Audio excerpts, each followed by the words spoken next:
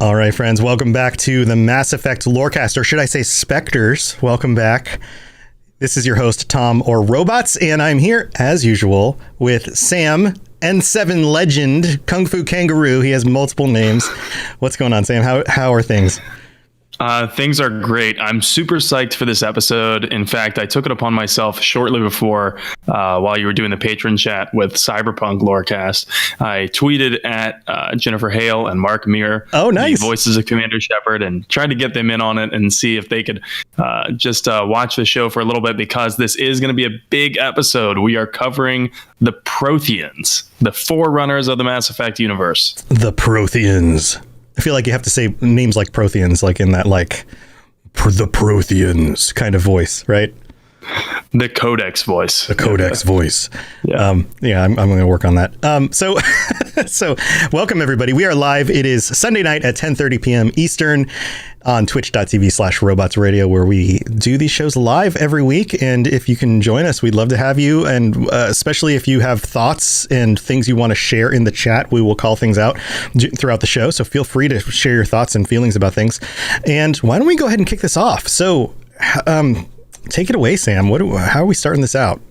Sure. So to anyone who has interacted with any level of Mass Effect, I think for longer than 10 minutes, you'd probably hear the name Prothean tossed around. But who are the Protheans, right? And that's such a complicated question with an even more complicated answer.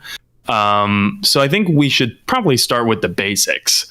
And there is one Prothean that you get to meet in the game. His name is Javik. He is a squad mate, and you can awaken him in Mass Effect 3. But the Protheans are a bipedal race. 4 eyes. They got 4 eyes, and they have limbs that look kind of similar to Quarians. So they have 2 toes and then like a back toe, and then they have carapace on their head.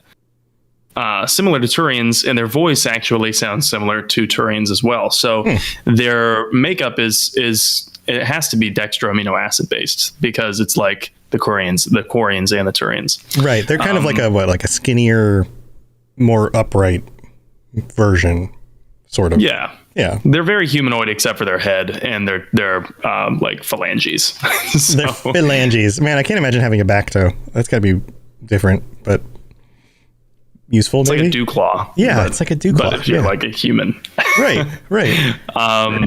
But they were an ancient, hyper advanced alien race, and they could transfer experiences through just physical touch. So they could, like, put their hand on your shoulder and transfer their entire like life's memories or like a specific memory to you in an instant. Yeah, that's crazy. That was like that was completely shaping how they communicated. Right. I can imagine that there are very distinct differences between a race that can do that and a race like humans, where everything has to get filtered through language.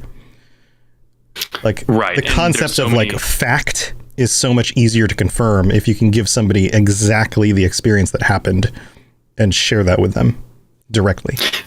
Oh yeah, and there's little room for error. I mean, of course, everything's perspective based, but they're sharing the exact memory. So right. You at least get a sense of what they experienced. Like you can see the exact thing the way they experienced it. It's through their lens, through their experience, but at least you can identify with that directly.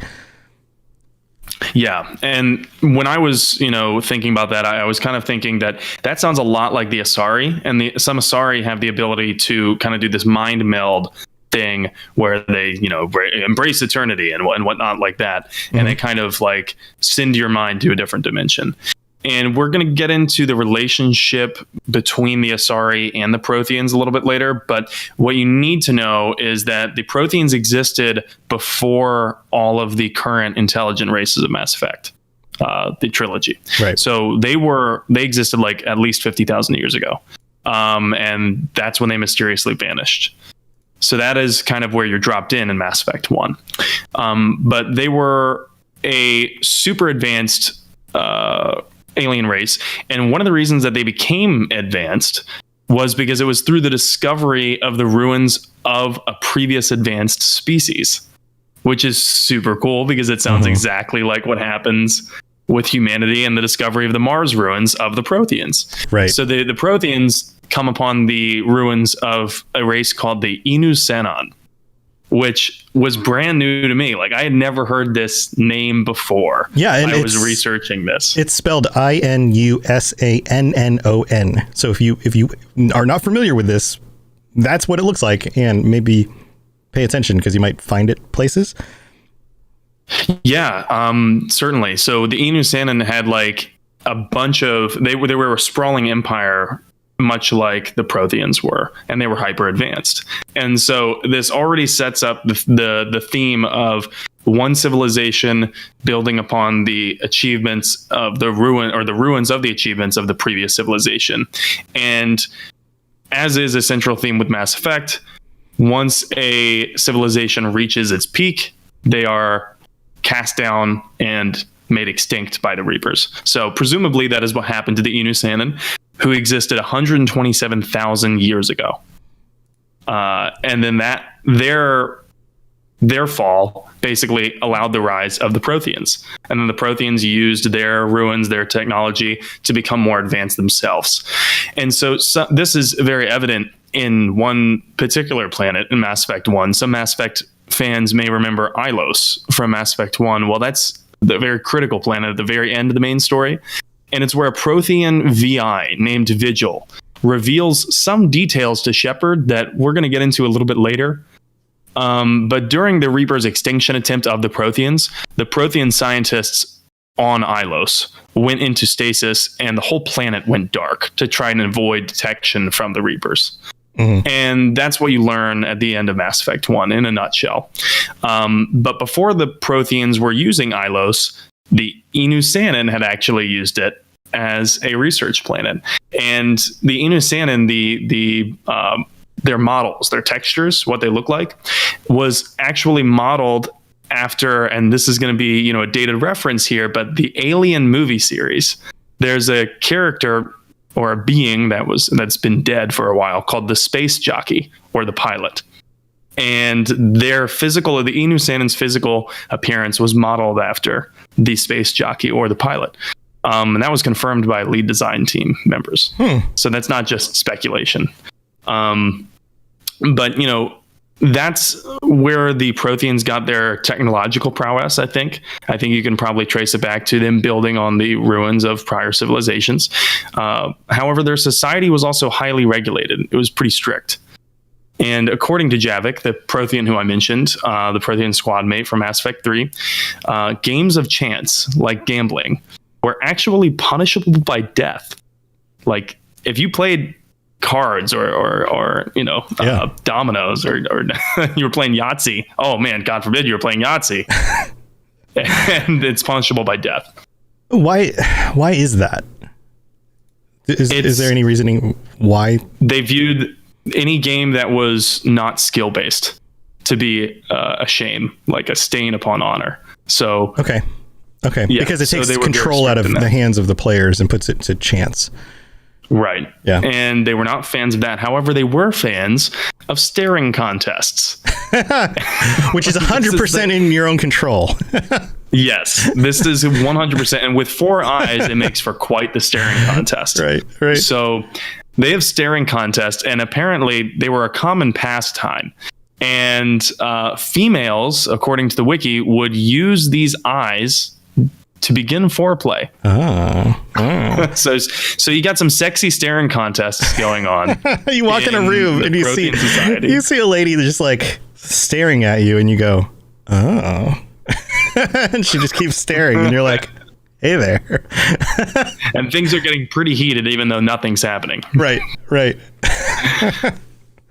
I can only imagine how that progresses since Protheans transfer memories, right, when they're with physical touch. So just imagining that from a strictly lore point of view is hilarious. So their society, speaking of sexy staring contests, their society also didn't generally allow interspecies mating, which is pretty common in Mass Effect 1 through 3 and Andromeda. And it seems to be more or less not just accepted, but in the case of the Astari, it's actually encouraged, because to if you're an Asari and you only mate within your species, you're actually scorned. So this is the opposite for the Protheans. Prothean society kind of dictated that interspecies mating was of no point. There was no point to it. However, there's a weird exception here. The Asari were not grouped into that. Because the Asari, although primitive at the time, did exist at the same time that the Protheans did. And so did humanity. So they didn't consider them. I mean, it's interesting to say interspecies mating is out, except for this one and maybe this other one. Like, it's weird to have exceptions. It's weird to be so staunch about something and then have an exception. It is. It is super weird. Unfortunately, there's not much more written about it besides that. But I think it's kind of to bring up the point that it might be possible that the Protheans had mated with the Asari. And given what we know about the Protheans' technological prowess and how we later find out that the Protheans were responsible for culturally uplifting the Asari, a greater picture starts to form that maybe this is why the Asari are universally skilled in biotics. What if this is a remnant of the fact that this quad DNA strand, the Protheans, had mated with the Asari even while they were primitive? And there's a lot of real world mythology like that, like human beings mating with quote unquote angels, which if the Asari were primitive, they might have viewed the Protheans as some sort of angelic visitors. From another world, or even had built a religion around them. Sure. Totally. Exactly. Yeah. And we'll get into that exact topic in just a little bit. And I can't wait to dive into it, because if we have any ancient astronaut theorists in the audience, they are going to love this bit in just a few minutes. But I want to talk first about another part of society. Okay. All right, go ahead, because I've got some thoughts on this too, but we'll get into it in a little bit. Sure, go ahead. So the Prothean society also allowed for the eating of other sentient races. Yeah, that's a little bit weird. Yeah. So you got sexy staring contests, and don't mate interspecies, but the Asari are good. You can go with them. And deep fried Hanar is on the menu. That's not like me just riffing. That's actually part of like the game's lore. So basically when Javik is drunk, he admits to Shepard that dextro amino acid based races like primitive Turians and Corians were just as likely to be made ingredients in Prothean cuisines as primitive humans, Asari, Hanar, Salarians, or even Krogan.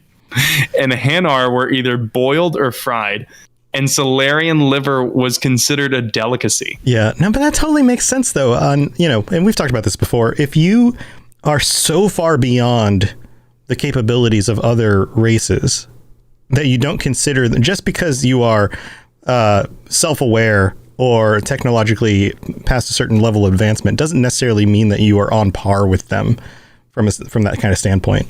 Like, look at it from the perspective of like humans, right? Like, if you were starving on an island and you were able to kill a dolphin, would you eat it?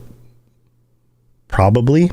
If you needed to survive. Are dolphins intelligent? Very. They're very intelligent animals. Are they intelligent as humans? No. But there's no doubt that they are emotional and intelligent mammals. They are, Is that too distinct? Is that too different from Protheans eating primitive humans? Like, I mean, as far as I know, there are some parts in the world where if you're hard pressed enough, it's acceptable to eat monkey. Yeah. And I think a lot of Westerners would certainly have a problem with that. Sure. Or dogs. Like some places eat dogs. And how many of us have dogs? And dogs can be very intelligent, and they can be very emotional, and seem in some ways to be self-aware. But are they at the level of other species or humans? No. But yeah, like what does that distance have to be? And I think socially, for every race in the universe, that distance is different, and some things acceptable and some things are not. So yeah, and although we can make parallels there, there is a jump between dolphins and sentience. So sure, yes, because they're eating sentient races, right, and so I'm thinking, like primitive humans, like Cro-Magnons and Neanderthals, and Protheans were eating them, and it's just kind of funny. That might be where, in the Mass Effect universe, maybe that's where a lot of our myths in humanity come from. But regardless, the Protheans are very advanced, and that progress kind of leads them to encountering some of the same problems that humanity does, and some of the same problems that the other intelligent races of Mass Effect encounter, namely the previous episode we just covered, the Geth and the Quarians. So it turns out the Protheans encounter something very, very similar. And it's centered around the conflict of organic versus synthetic life. And according to the wiki, I'm just going to read from the wiki here. Early in their development, the Protheans encountered a hostile machine intelligence which threatened to overwhelm them. To defeat the machines, the Protheans decided to unite all of the galaxy's sentient organic life under their own empire. The other organic races were free to resist, but those that tried were crushed, and none ever managed to best the Protheans' might. In time, each of the subjugated races assimilated into Prothean culture and came to think of themselves as Prothean. United under a single cause, the Prothean Empire successfully held off the enemy machines in a conflict known as the Metacon War. Interesting. Yeah, so does this... They considered themselves Prothean even though they weren't of the Prothean race, and excuse me, and the Protheans could not mate with them. So it wasn't like they genetically integrated them into their species over time. So were they separate yet still? I mean, is this like the Roman Empire, where like the Romans take over, a foreign land? It doesn't matter which one is it, Egypt, and you're Egyptian, but now you're also Roman, and you can go to the capital of Rome as a Roman, even though you're from Egypt, and you may be distinct from the Romans, but you are still Roman. So as far as I understand it, it was a little bit more harsh than that. They kind of made the races renounce their membership of a different group besides the Protheans. And it was like the Borg, Yeah. So they were completely assimilated into something larger than themselves. And even though there was a singular race of the Protheans, who is, that is what Javik is, all of these, what the Protheans deemed as lesser races, came to be known as Protheans because they merely had been conquered. The Prothean culture. They were Prothean culturally. Right. Yeah. Right. Yeah. Yeah. So even though they had a massive empire, and this is actually how they formed the empire, the Protheans formed their empire because they all shared a common enemy, which was the Metacon War, the intelligent machines that they had to fight. And even though they had a massive empire with truly impressive military strength, I mean, the Protheans conquered the entire galaxy, they still couldn't defeat the Reapers. And common knowledge has it that Prothean existence, came to an abrupt end around 50,000 years ago, as I mentioned before. And that's before any of the galaxy's current intelligent species had gained space flight. And although the Reaper extinction attempt was long and drawn out, like literally several hundred years, that's how long it took for the Reapers to wipe out the Protheans entirely. The Prothean government, which was housed on the Citadel, by the way, the Prothean government kept meticulous records and census data on every single planet in their empire. So, as to quote the wiki, the Protheans' greatest strength, their unified empire, proved to be their own downfall. Because that data could be used against them. Exactly. Right, to hunt them all down and double check the numbers and make sure they were all wiped out. Right, so as soon as the Reapers gained access to the Citadel, it was kind of game over at that point. And that is part of why the Protheans made their contingency plans with Javik, putting Javik in stasis. It's part of why they made their contingency plans with the scientists on Ilos, because they understood very well that, the Reapers know it all now. They know everything. And the downfall of the Protheans is also the subject of Liara's research before she joins the crew of the Normandy. That's what she's researching. She's an archaeologist, and she's basically trying to find out what happened to the Protheans. Kind of like, in the Elder Scrolls, how you are constantly searching for what happened to the Dwemer. Right. But at least there's more of a conclusive answer here. Yeah. You actually get some real information. Yeah. Interesting. So all of it kind of just a thought real quick. It's interesting that them being removed from the universe created this vacuum, and the other species that eventually became spacefaring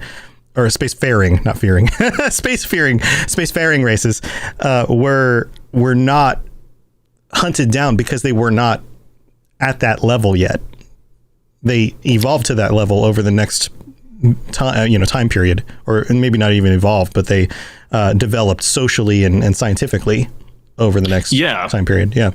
So that's right. So Solarians, Asari, human beings, Turians, Quarians were all around. However, they weren't hunted by the Reapers because the Reapers just didn't deem them worthy of being hunted. They weren't intelligent or advanced enough, I suppose. Right. Well, it also seems like a numbers thing, because if you were to have to go after every single planet that had a race that was intelligent and potentially spacefaring, then you would have to it would take forever, right? Like, that seems like a waste of time. Wait until they become spacefaring, because even if they do, there's still a long period of time before they're going to get to the point where they are in any form a potential threat to the Reapers.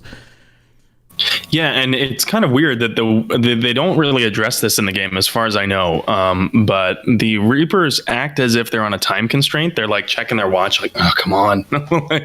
And they're trying to speed up their extinction process, it seems, very hurriedly. So I'm wondering if they had a time limit, if they couldn't wipe out a species fast enough, that's it, guys, game's over, we got to go home.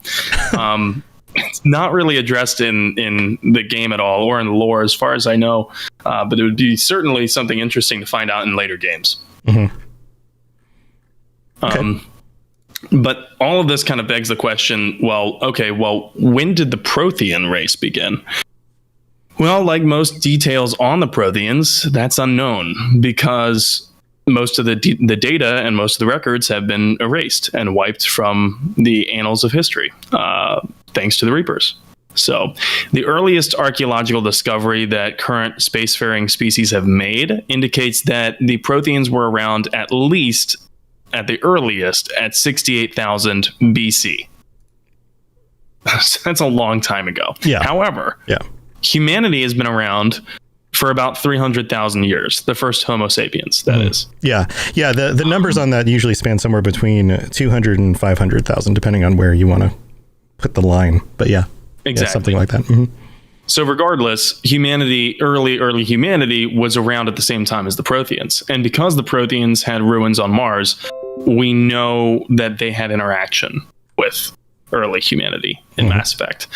And in fact, a couple points in Mass Effect indicate that the Protheans had kind of perhaps shaped the course of humanity's evolution, as well as the Asari's evolution.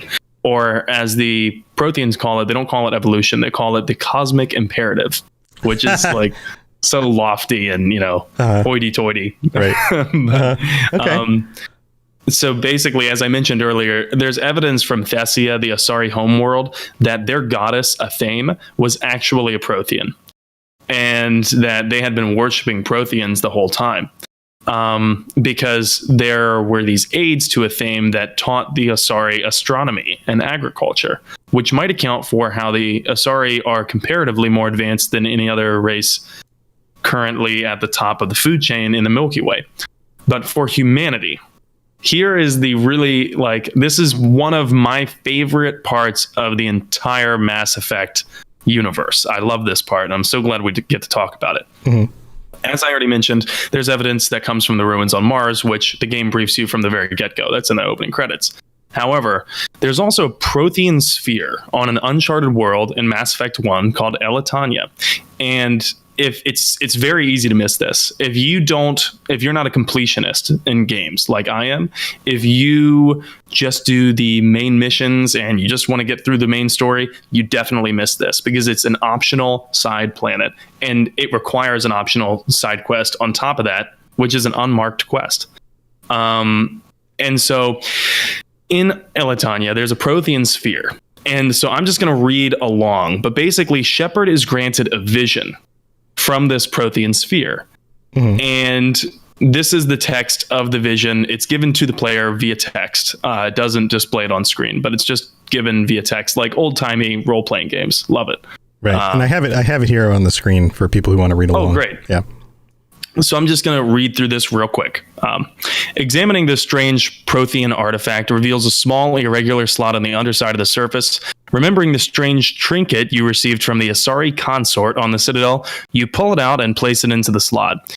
The ball explodes into a brilliant flash of white light, momentarily blinding and disorienting you.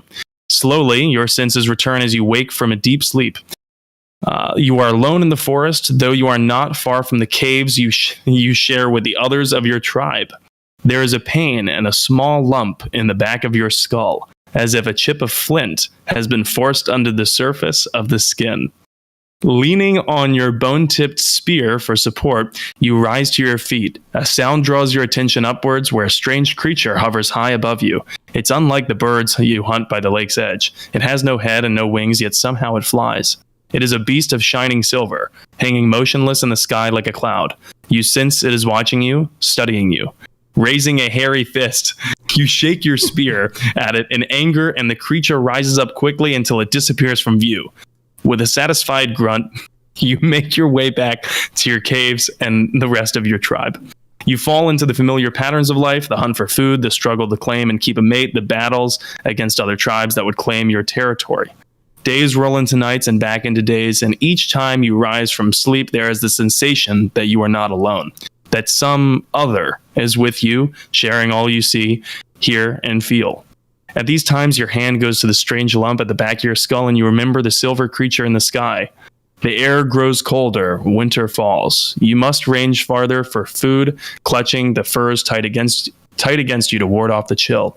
It is on one of these long hunts that the strange bird returns. You hear it before you see it. Its call, a deafening roar, as it descends from above, swooping down on you. A single great eye opens on the underbelly, a glowing red orb.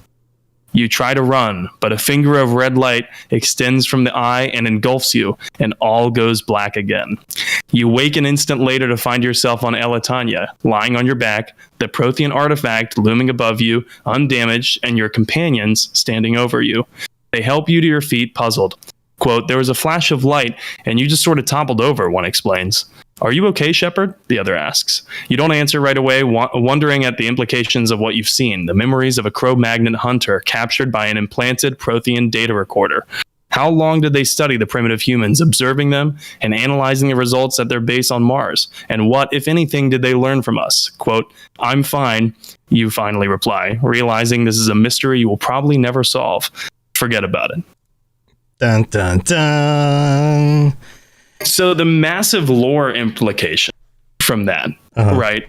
Because what we've just discovered is that the Protheans were monitoring early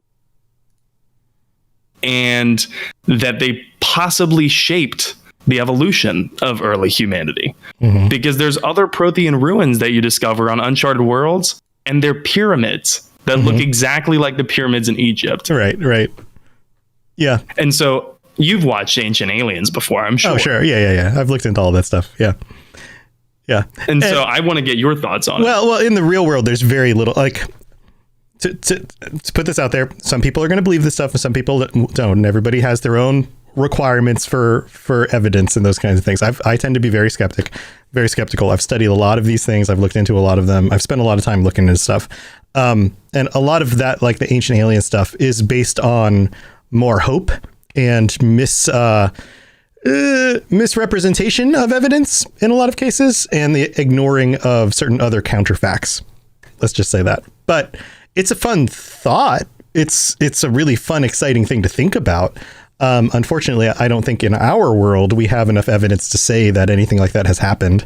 But it would be cool if we did. You know, like I'm not if we all of a sudden came, like, if somebody was all of a sudden discover like the smoking gun in that somehow, and, you know, uncovered an actual, you know, body or something, you know, buried underneath an ancient structure, it would be like, holy crap. Okay. Yes, we've got legitimate data, you know, like we check out the DNA and it is has nothing in common with anything else on the planet, you know, like, okay, yes, this is evidence, right? There is something going on here.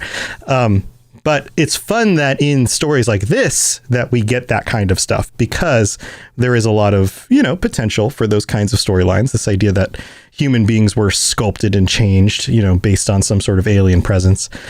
You know, it's fun. It's a fun thing to play with. Yeah, certainly. And I kind of laughed when I first read that, you know, huge block of text with the vision, because as it mentions in the beginning, that's just like kind of an Easter egg for doing the little quest from the Asari consort. Mm-hmm. And for the Mass Effect fans who remember, the Asari consort is this mysterious, sultry figure in the beginning of Mass Effect 1 who has this kind of questionable advice service that she gives people on the Citadel. And it's strongly insinuated that her advice isn't just verbal. I'll put it that way. Yeah. And she rewards Shepard with this weird trinket that if you don't happen across this planet on Elatania, or this ruin on Elatania, it just doesn't matter. So you know that it never comes full circle. But the Prothean sphere itself is what gives Shepard this vision. And now this is the second vision that Shepard has received from the Protheans, the first being the Prothean beacon. And so what we can gather in terms of the lore is that Shepard, for some reason, can understand Prothean messages. And the Protheans weren't like the first super intelligent race of the galaxy. Mm-hmm. This is a huge revelation. This is a massive spoiler. And there's going to be more spoilers in the second part of the show. So if you don't like spoilers, maybe play a little bit first and come back and listen to the rest of the episode. Yeah. But these are huge implications, I think, for the remainder of the trilogy and Mass Effect 4, because the Protheans weren't the first.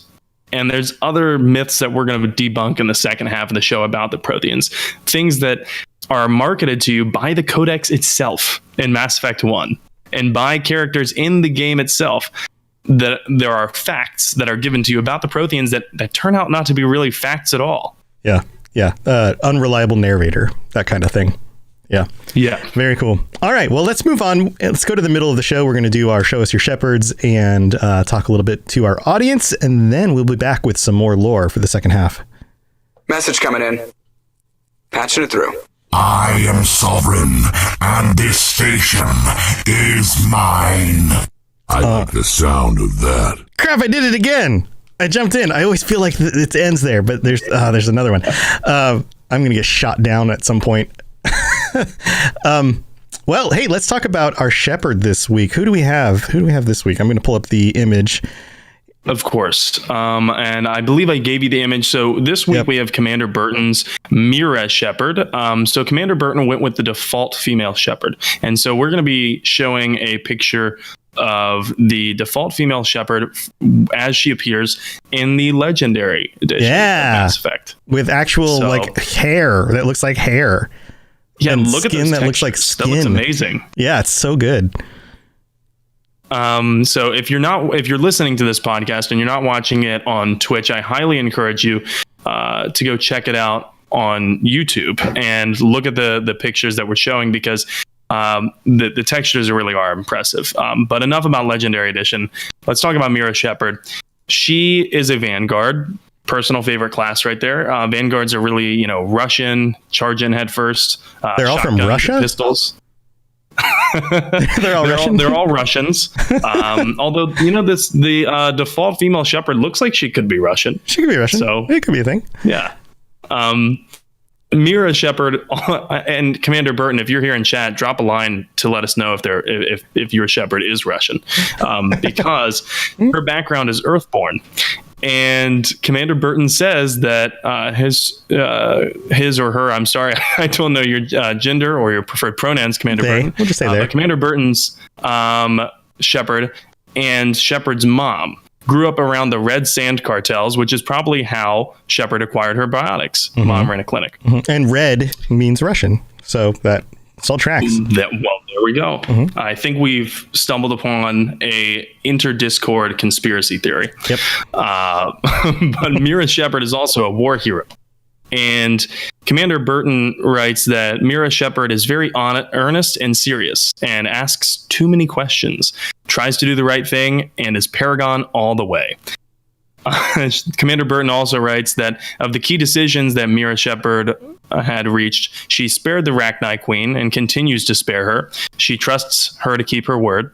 She saved Ashley, didn't cry about it, but it was a close thing. Saved Rex and saved the Council too. She appointed Udina because he looks like the sort of person to enjoy politicking, which he definitely does. She immediately zeroed in on Morden Solus, who is basically her mom, but on Omega. She's committed to helping him cure the genophage. And she saved Samara. She destroyed Project Overlord and the Collector base.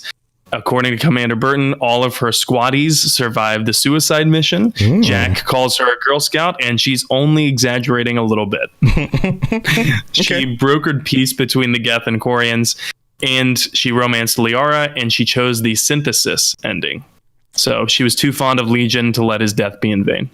All right. Well, very cool. Thank you for sharing your Shepard with us. And if you guys are interested in having your Shepard on the show, then please share that on our Discord, the Robots Radio Discord. And thank you to everybody who tunes into this podcast. You guys are awesome. We're getting some really nice download numbers. It seems that there are a lot of you guys tuning in. So you must be sharing it with your friends, which is super helpful. We've gotten a number of other reviews in. In fact, you know what? I think we just got another new one in today. I forgot about this until just now because I actually pulled it up not too long ago, and then I was like, "Wait a minute, new review." This is going to be brand new to me too. Brand new to you too. Read this one. Yeah. Yep. Brand new one right here. Get this.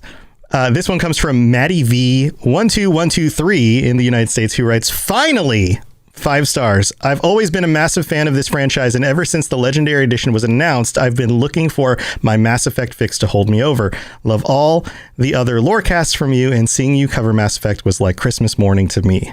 So thank you, Maddie. Appreciate that. I'm glad you are into the other shows. And it's a lot of I'm learning as much as you guys are in some ways. So it's a lot of Sam doing the actual teaching on this one and kind of me coming along for the ride.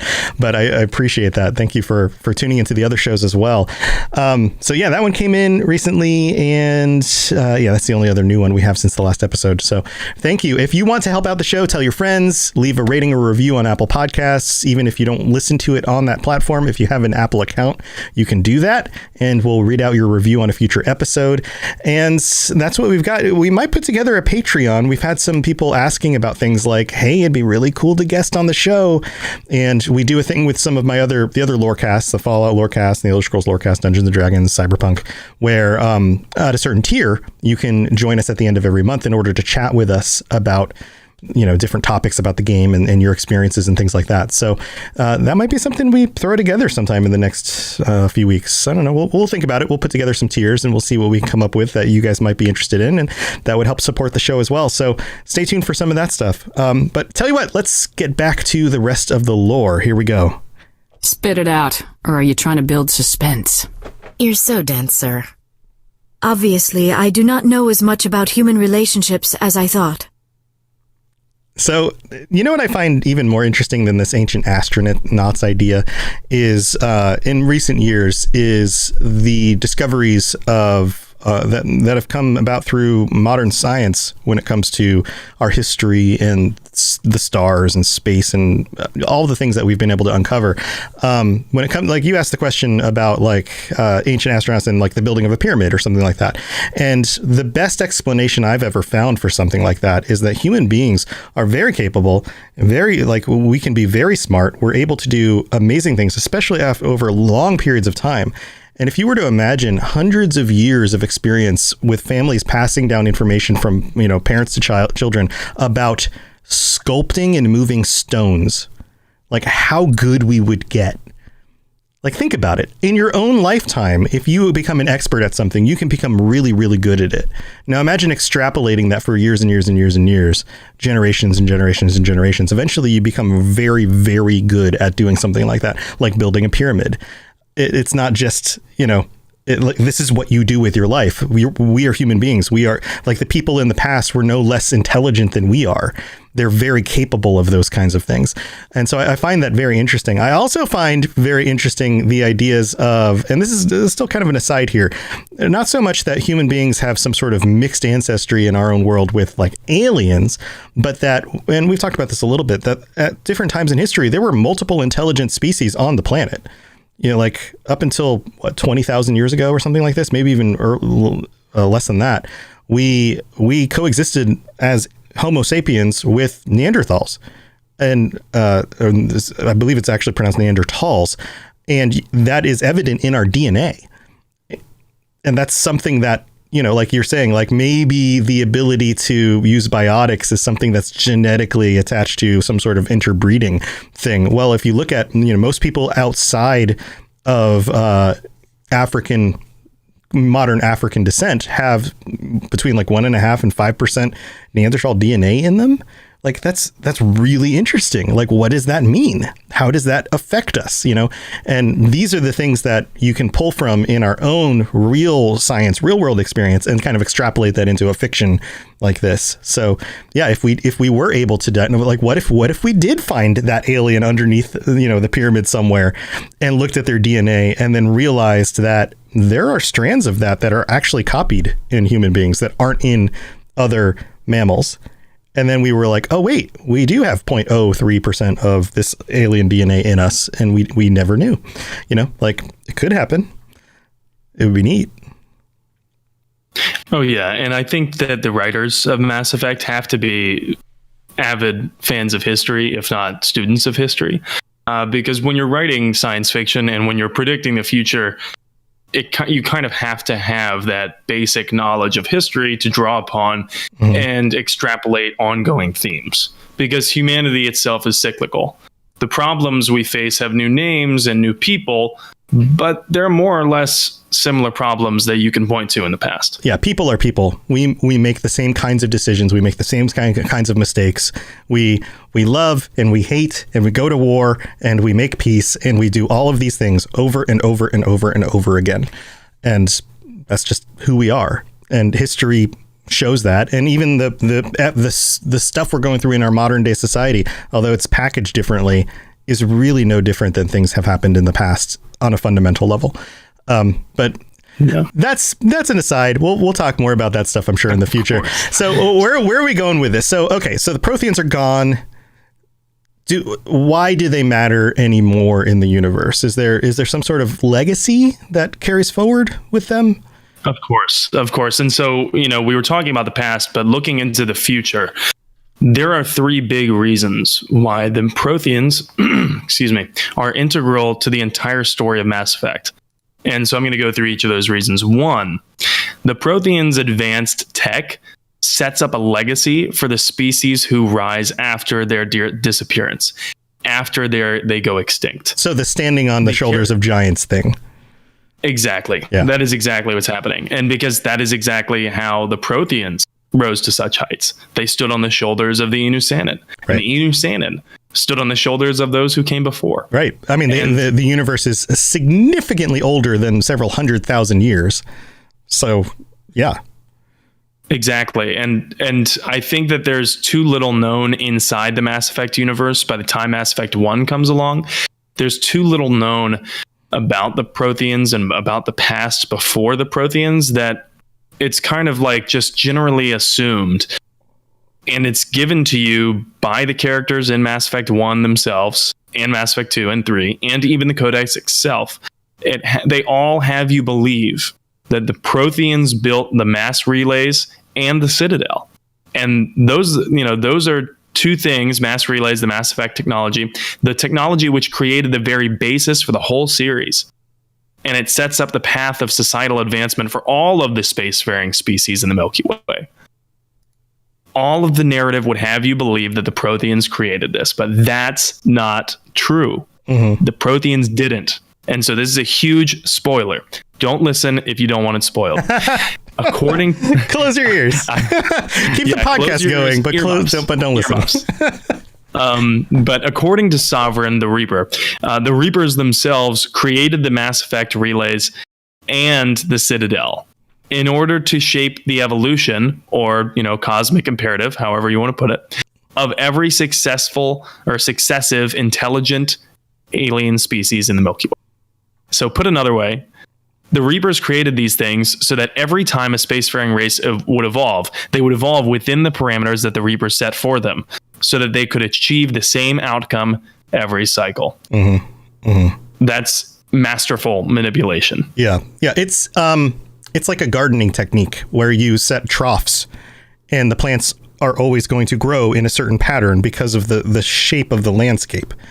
They're just doing that on a massive scale with intelligent cultures. They're creating these pathways for the development. Right. And that's a great analogy, because every single intelligent species in the Milky Way eventually makes the Citadel its home for galactic government, because it's just built that way. It was designed for that. It's too perfect not to. The Protheans do it. The Enewshannon, or whoever was the apex civilization of their time, did it. The Asari do it as soon as they discover the Citadel. And, well, that becomes an issue, because Shepard also discovers that the Citadel itself is a mass relay, and it leads to dark space. And it actually leads to the dark space where the Reapers lie dormant between the cycle's extinction periods. So while they're waiting for the next extinction period to come up, they're just dormant in dark space. And that's where the Citadel mass relay goes to. Yeah, they're that's hibernating. How Sovereign... Yeah, and that's Sovereign's job. Sovereign's job is to come from dark space. I'm sorry. Come to the Citadel. And then activate the Citadel's mass relay system as kind of a Trojan horse to allow all of the Reapers to flood in immediately. So then there's overwhelming force in the galactic heart of government. And it just makes for an easier extinction that way. Yeah, you're blitzkrieging the capital is what you're doing. And then everything is in chaos. Yeah, you have a wormhole right into the neural network. Right. Yeah, you're just shooting the enemy in the brain. Right.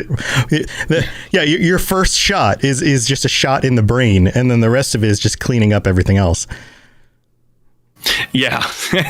Doesn't matter what helmet you have, because that shot is going to be deadly every time. Yeah. And Shepard tries to warn the council about this, and big surprise, council doesn't have it and they won't listen. But it's okay. Shepard's there to save the day anyway.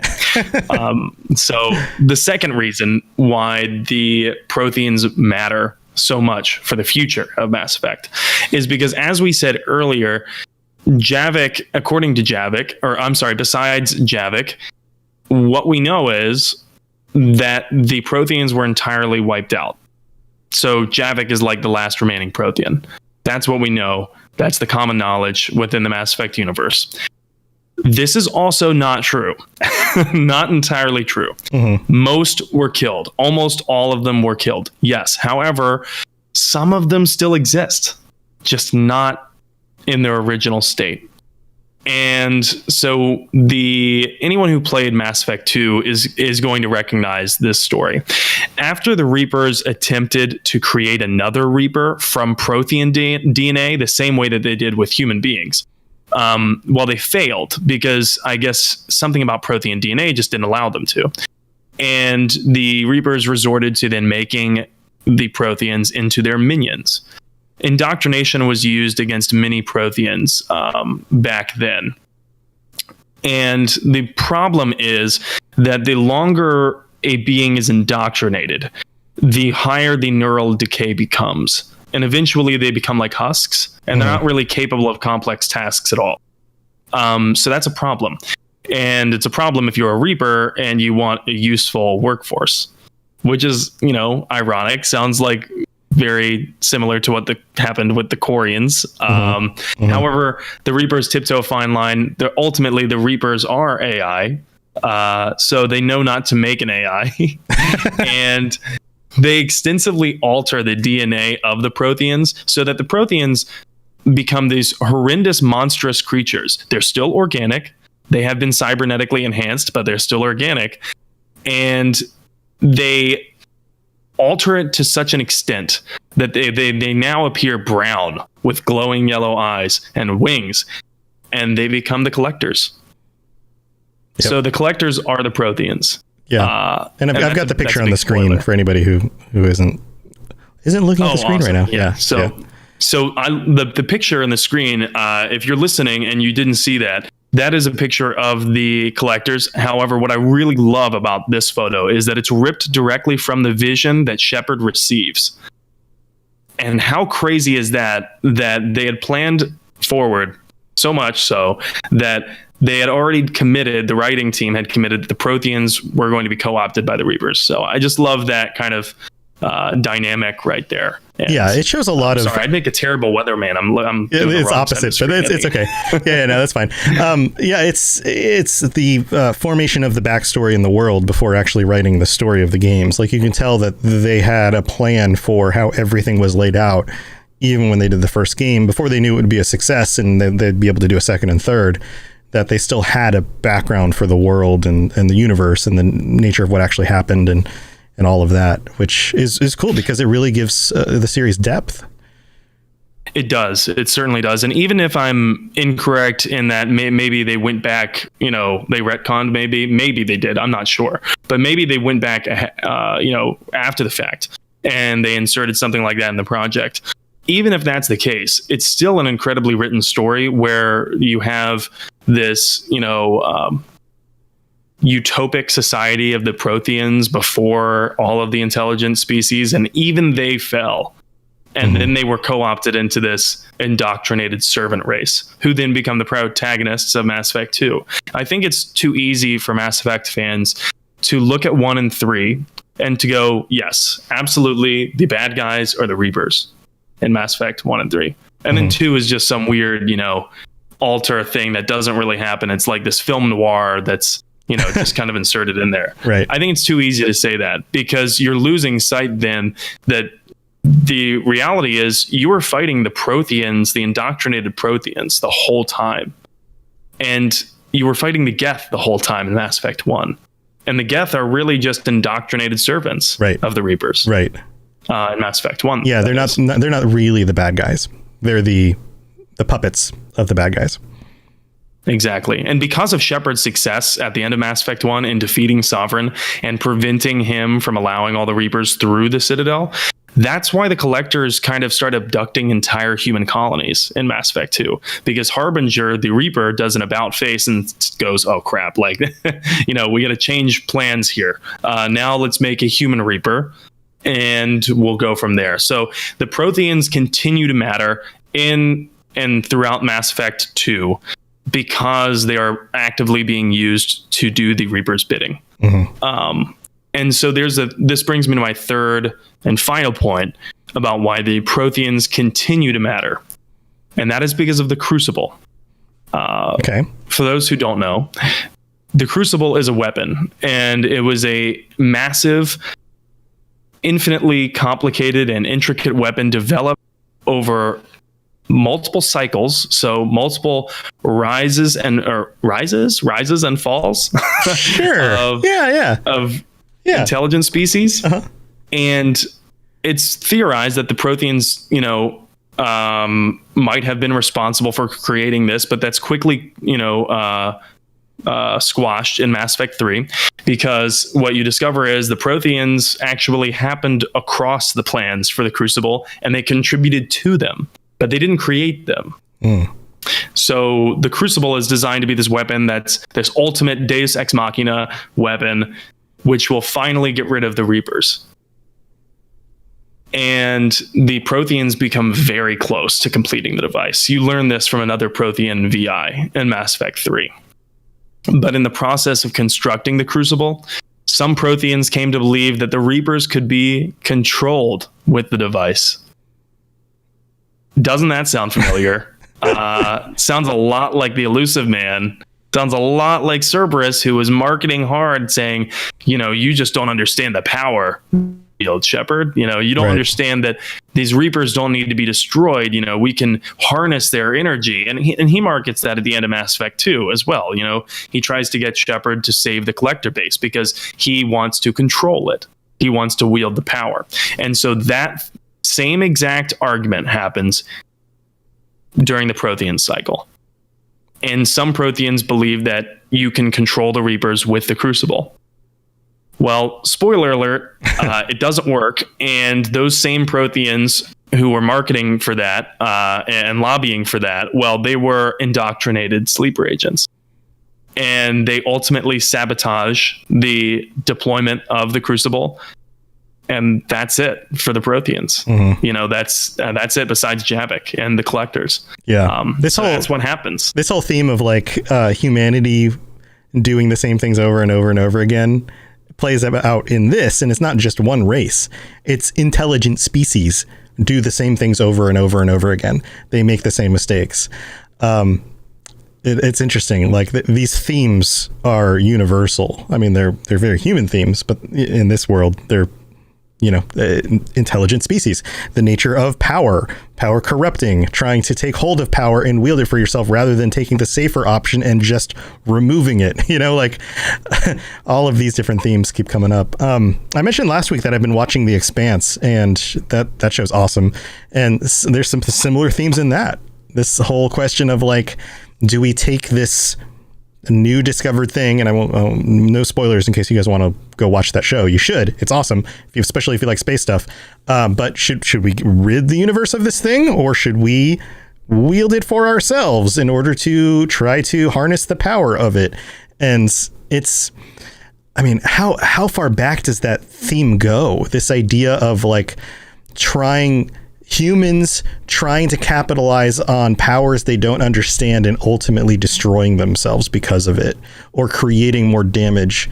I mean, that's the theme of something like Frankenstein. That's the theme of, this idea of meddling with sciences that we don't understand.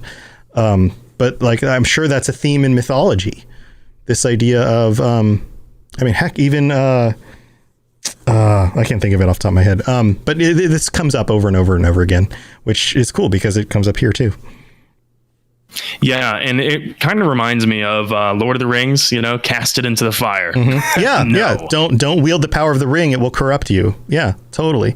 Yeah. Totally. And there's also the theme of creation rising up against the creator. Right. And I think, it's not a direct parallel, but I think that you can make that argument that the intelligent races of the Milky Way, the humans, the Turians, the Quarians, the Volus, all of them, in fighting the Reapers and ultimately winning, they have broken that cycle. Right. Because the Reapers were we don't even know how many cycles. We don't know how long. Yeah. We don't know how many hundreds of thousands of years they were doing that. Right. Were they the winners of the first cycle that were then harvesting everything else that came after them?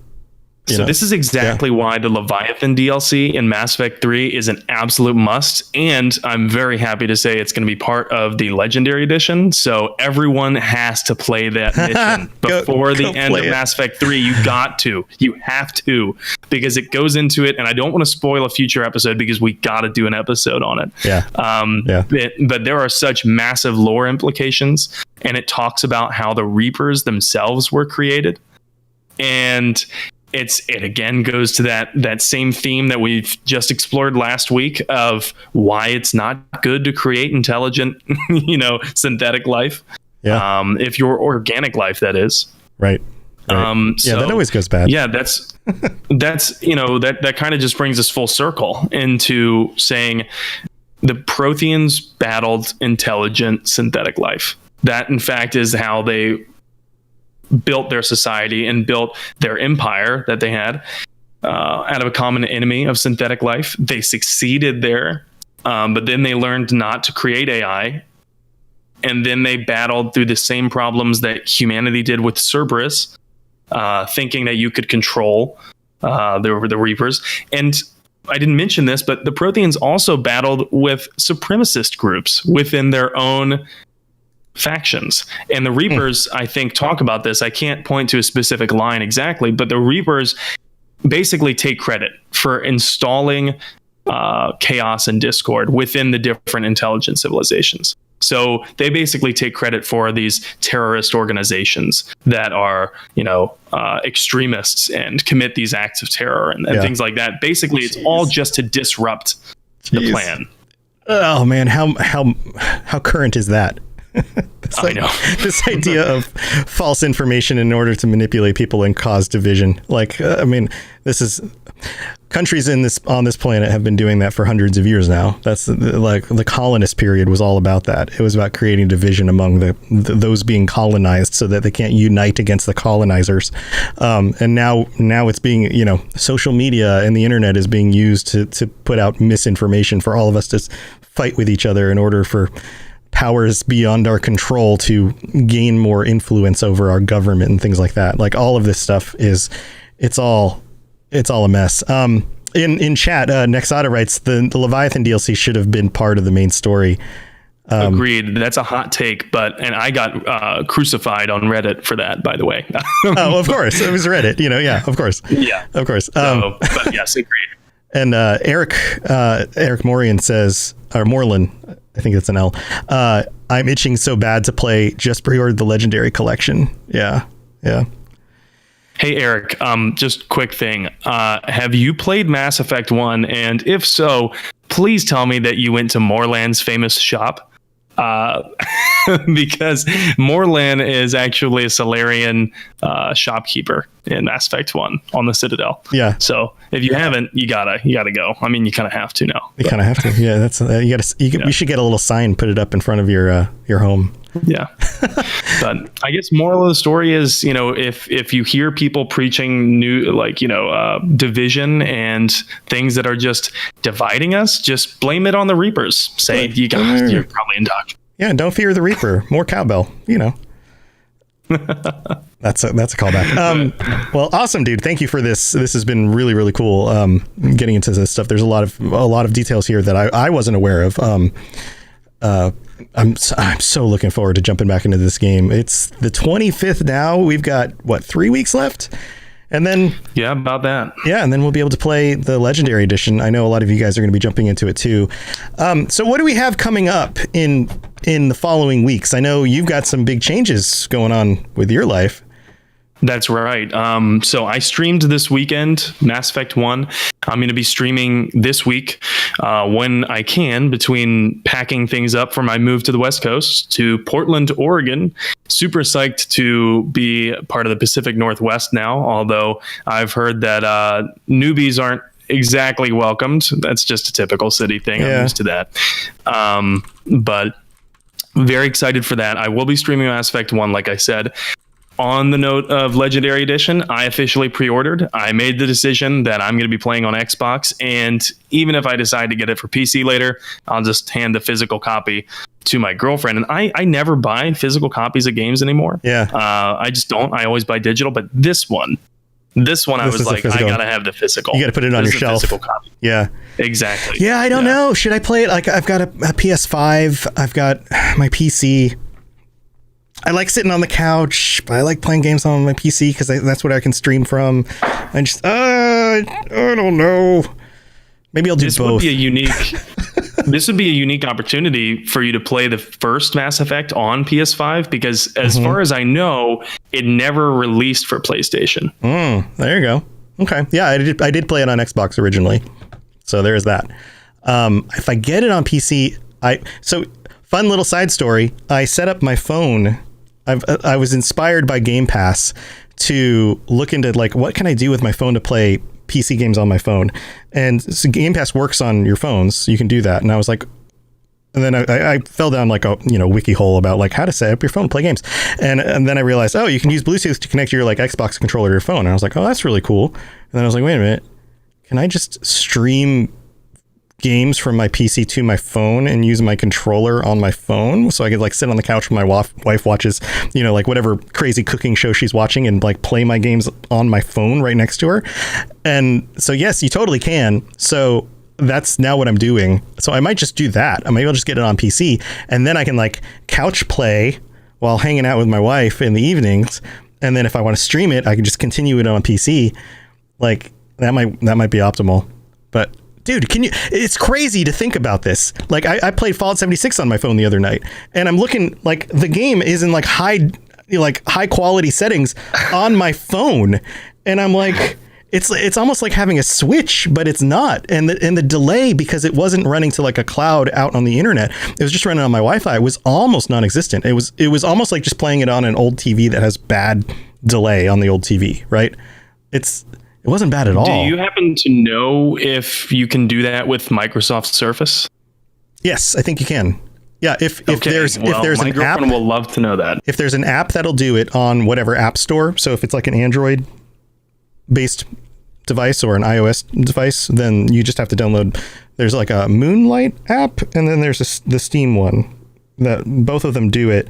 Yeah, it's called Moonlight. Moonlight will let you play any as long as the game has controller support. Like it would be tough to do mouse and keyboard because the screen's small and you know digital keyboard would be weird on a little screen. But if you can play it with a controller, you can just prop up your phone. You can get a little mount for the controller, or you can get those little controllers that like pop on the sides, and then it looks like a Switch.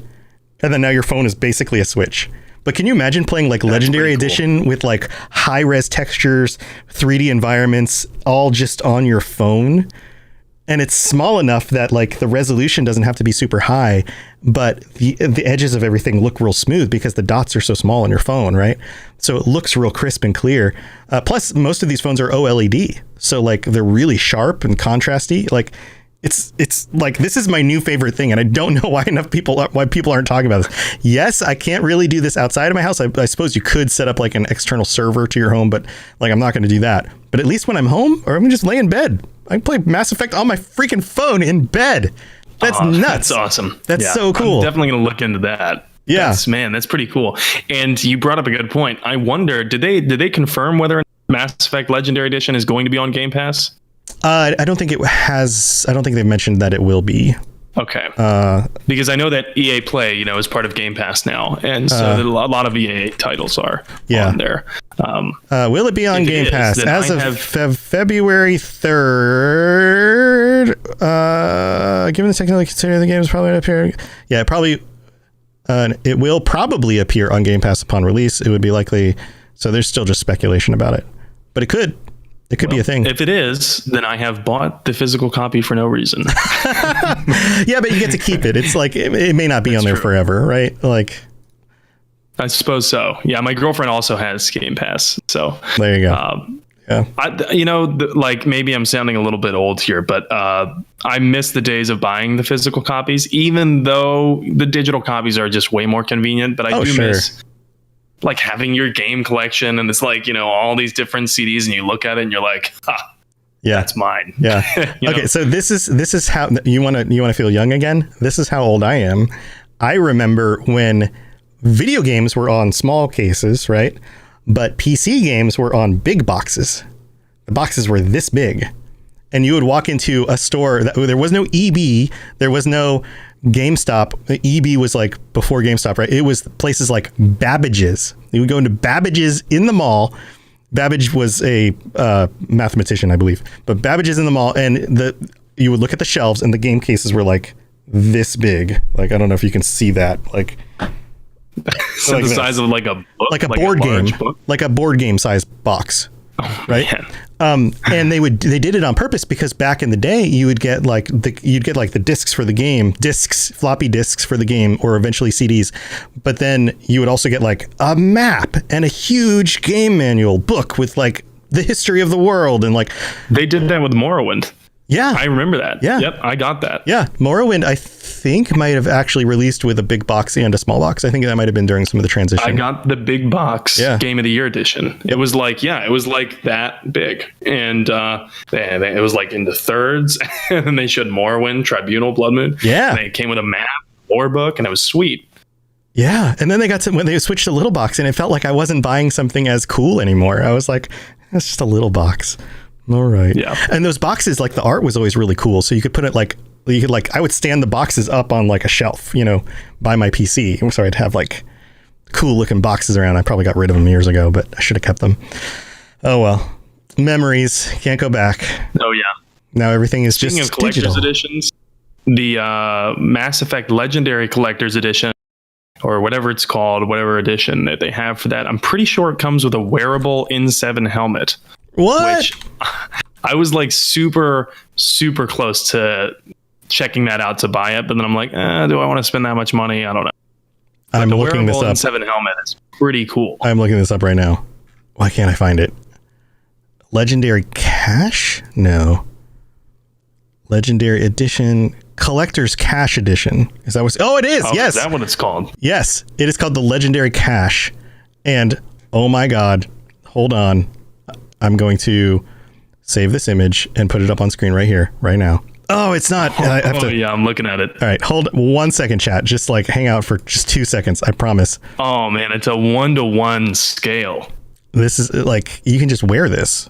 You could dress up as Shepard with a helmet. You could like do like a Daft Punk Shepard crossover. Yes, totally. All right, Dress up in like a suit. check this out. Here you go. The Shepard helmet on. That's it. For anybody listening to the audio version of the show, it is, I don't know which helmet this is, but it says N7 on the back. It's got like a dark gray sloped front with like a blue visor. It's a red visor in the box, but on the image it's a blue visor. Shepard's standard helmet. That's a standard helmet.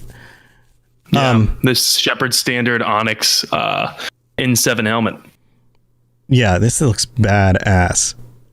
Somebody should wear this. Okay, so here's the thing. Anybody who wants to get into streaming should buy this and wear it on stream and just roleplay as Shepard. While you stream games. It's really hot. I've done this with the Mechanist helmet. You can see the Mechanist helmet on the behind me back there. I did that with that for a while, and oh god, it gets hot inside a helmet. But I really want to get that for streaming this podcast. you should totally do it. Here's my other tip though. Like, you can't poke holes in the top, so the air can't escape through the top. But you could set up a fan below you that can blow up into the helmet, and then that'll help cycle the air, because that's really the worst part about wearing a helmet like that on stream. As long as you can see clearly through the eyes. If the eyes are fine, then you should be all right.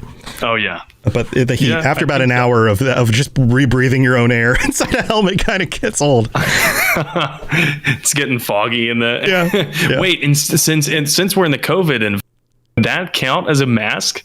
Can you go just to walk places around that require a mask with an N7 helmet? I suppose you could. I mean, who's going to say like, oh, I'm sorry, you got to take off that helmet and put on a mask? Like, sir, please remove your totally badass helmet. Totally badass helmet. Yeah, sir, it looks like you're ready for battle, but I don't think you're ready to battle COVID. You see that? Put on a mask. You see that morality spinner? You see that? The moralities. Hold on, I'm pulling the image up again. The acceptance letter, the steel case, the prints, moralities. Is this something else on the list of stuff? It's like literally a spinner.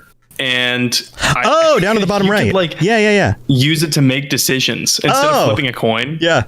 Like, what would Paragon Shep do? What would Renegade Shep do? That's funny. That's awesome. Well, this has been super fun. Thank you for joining us, everybody. Thank you for being here on the live stream, Twitch chat. You guys are awesome. I love all the comments during the show. Sam, thanks for doing this. Anything else you want to share before we get going? Are we going to be back at our normal time next week, or is that? Yes. So okay. Next week we will be, but the week after that is when I will be driving. So at that time I'll be driving to Montana, or through Montana, and on my way to Yellowstone. So that's going to be a long drive. It's a 4-day drive. Holy crap. Yeah, it's pretty long, but my girlfriend and I, and then our families are coming. We're super psyched about it. It's going to be fun. But next week, we will be covering another installment of this sub-series on the races of Mass Effect, and we're going to cover the monogendered, fantastic blue biotic experts, the Asari. Awesome. And then the week after that, we will be off for a week. But if we can cram together an episode and some other time, we might just release one on the audio feeds. So if you aren't following this podcast on the audio format, make sure you do that, because anytime we can't do a live stream and actually have a video, things will still go up on the live feed if we're able to record an audio episode. So that's the way to make sure you don't miss anything. And we're available on Spotify, Apple Podcasts, all the different players. So just go look that up and make sure you're subscribing on there as well. But for most of the time, we'll be here for the live show, and then this live show will also go up video format on YouTube. So you can always go to the Robots Radio YouTube and check that out as well. I've got all my normal stuff going on. I have a new show I've been doing during the weekdays at noon Eastern. So that's like 9 a.m. Pacific. I am doing the Robots Radio Show, and the first part of the show is a good 15-20 minutes of me going over the latest news in gaming over the last 24 hours. Only the hottest stuff and some hot takes on some hot news. And then different people who are parts of the community, like Sam, are jumping in for the second half of the show, where we're just chatting about some of the news and our thoughts about things, and having some really cool chats, also along with our live chat. So guys, come hang out with us. This is going to be an everyday thing in the middle of the day, right on the Robots Radio Twitch channel. So every weekday, so not necessarily weekends, but awesome stuff. You can always come by and swing in for that. Also playing games and doing things in the afternoons and the evenings. And then also there's the Robots Radio Rocket Club for anybody who's interested in setting up your own podcast and you want some help with that. It's a program we have and a group of people that are doing some awesome stuff, and I'd love to help you out with that. I'm happy to answer questions on our Discord, so chime in if you have any questions about this show or anything else. And until next time, everyone, stay safe out there. Try not to create an AI that takes over the universe, or where did the Protheans go wrong? Be too organized?